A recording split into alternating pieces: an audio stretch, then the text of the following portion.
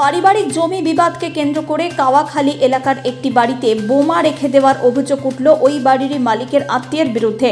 ঘটনায় তীব্র চাঞ্চল্য ছড়িয়েছে সোমবার। জানা গিয়েছে, শিলিগুড়ি শহর সংলগ্ন কাওয়াখালী বাজার এলাকার বাসিন্দা অবিনাশ পালের বাড়িতে মাথা ভাঙা থেকে এসেছিল তার ভাই।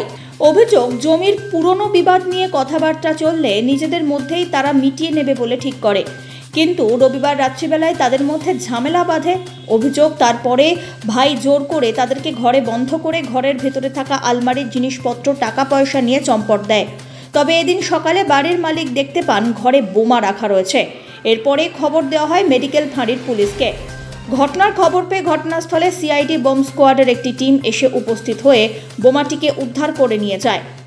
এদিকে সমস্ত ঘটনা তদন্ত শুরু করেছে পুলিশ।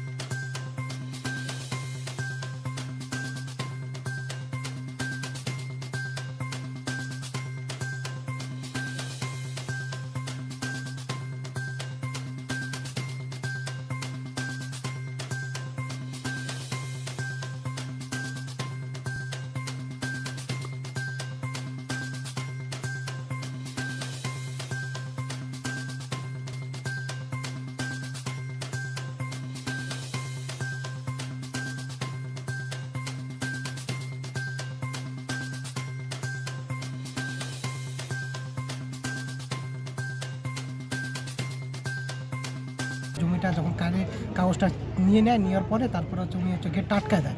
আটকায় দেওয়ার পরে তারপরে লকারের চাবি ওরা নিয়ে লকার থেকে টাকা, সোনা, ওনার বইয়ের গলার যে সোনাটা নিয়ে তারপরে বাইরে থেকে সব টোটাল গেট আটকায় দেয়, ওনারা পালায় যায়।